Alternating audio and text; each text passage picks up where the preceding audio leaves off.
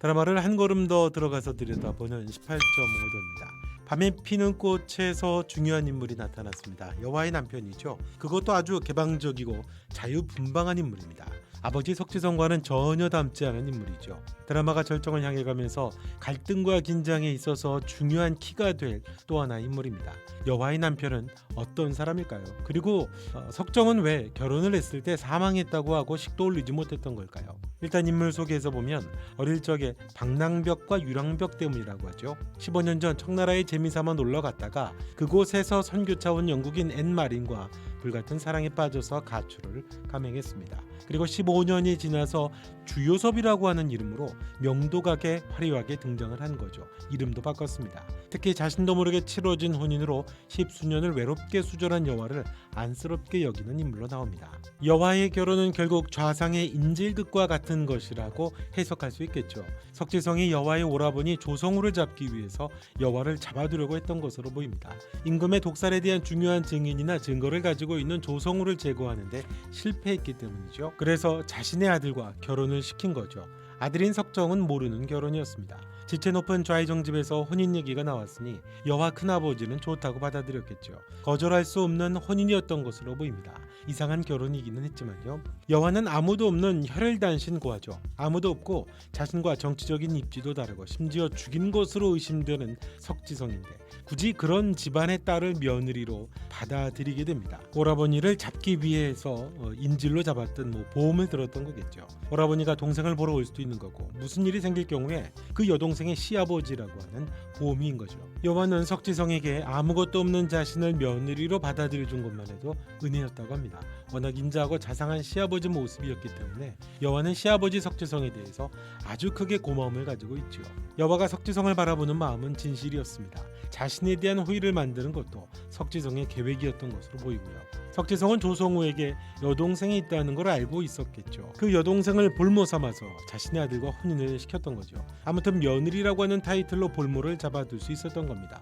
게다가 수졸과 부인만큼 그 집 가문을 위한 연료가 되어야 되니까 꼼짝없이 붙잡힌 몸입니다. 여화가 그랬죠. 이 집을 나가면 이름도 없고 얼굴도 없고 어디 가서 사람 구실이나 하며 살겠냐고 하죠. 꼼짝없이 그 집 귀신이 됩니다. 아들이 도망갔다고 하기에는 가문의 명예가 흠이 가니까 죽었다고 하면 딱 좋은 것이겠고 아들의 생사와 상관없이 죽은 곳으로 가문의 위신을 세우려고 했던 거라면 석지성은 참 무서운 사람일 수 있던 거죠. 석정은 자신도 모르는 결혼이었다고 합니다. 왕의 독살이 일어나던 15년 전의 석정은 청나라에 다녀온 후로 웬 서양 여자와 눈이 맞아서 자유연애를 하고 그러다가 결국 가출까지 해버린 거죠. 가출이 먼저 일어나고 여화를 며느리로 들였을 수도 있고 결혼을 시키려고 하는데 공교롭게도 그 타이밍에 아들이 가출을 해버린 것일 수도 있죠. 아니면 여화가 아내인 것은 모르고 강요에 의해서 결혼을 시키는 아버지나 어머니나 그런 사대부 분위기가 싫어서 도망가 버린 것인지도 모릅니다. 그런데 돌아온 석정의 모습은 생각보다 기계가 넘치고 아주 당당합니다. 석정의 모습을 좀 알 수 있는 거죠. 자신감이 넘치는 당당한 모습이죠. 눈치 보거나 주눅들질 않습니다. 아버지 석지성에게도 마냥 주눅들 것 같지 않은 그런 캐릭터입니다. 꼬이게 될 문제에 있어서 쿨한 역할을 맡을 수 있을 것으로 보이죠. 여화의 운명이 아이러니하거든요. 부모의 죽음과 임금의 독살에 가장 깊게 관여한 것으로 보이는 석지성이 자기의 시아버지잖아요. 이 매듭을 누군가 풀어줘야 될 텐데 그 중요한 역할을 위해 등장한 게 바로 석정인 것이죠. 또 석정은 정도 많은 것으로 보이죠. 여화가 시어머니에게 전미병을 줄 때 시어머니는 우리 정이가 매번 나 주려고 지 좋아하는 전미병을 매번 사왔는데 라고 합니다. 엄마가 좋아하는 걸 사오는 게 아니라 지가 좋아하는 걸 사왔던 걸 보면 정은 많은데 생각은 깊지 않았던 것 같죠. 아주 자유롭습니다. 사랑을 많이 받았죠. 아무튼 아버지 석지성과는 다르게 정이 많아 보입니다. 그러니 그 엄한 사대부 집안에서 사는 게 재미있지만은 않았을 수도 있었겠네요. 언제나 엄격하고 근엄하고 사대부 세상을 꿈꾸는 아버지와는 별로 어울리지 않는 아들이 석정인 것 같습니다. 답답했을 수도 있고 숨이 막힐 수도 있었겠죠. 그래서 다른 세상을 가보고 싶어 했고 청도 그래서 갔던 게 아닐까 싶습니다. 그런 석정이 명도각에 자주 드나들게 되죠. 여화와 만남도 가지게 될 거고요. 또 다른 사람을 돕는 일에 열심인 여화의 모습에 아마도 호의를 느낄 것 같습니다. 그리고 그 여자가 바로 자신 때문에 수절해야 되는 여인이라는 것도 알게 되지요. 자연스럽게 명도각에서 여와의 서사를 석정이 알게 되는 겁니다. 정이 많은 캐릭터라 생각이 바른 여와를 불쌍하게 여길 듯하고 아버지 석지성의 위선적인 모습에 대항하는 것도 아들 석정이 맡을 것으로 보입니다. 개방적인 인물이니까 자신이 받아들이지 않는 혼인도 무효로 만들 수 있는 인물이겠죠.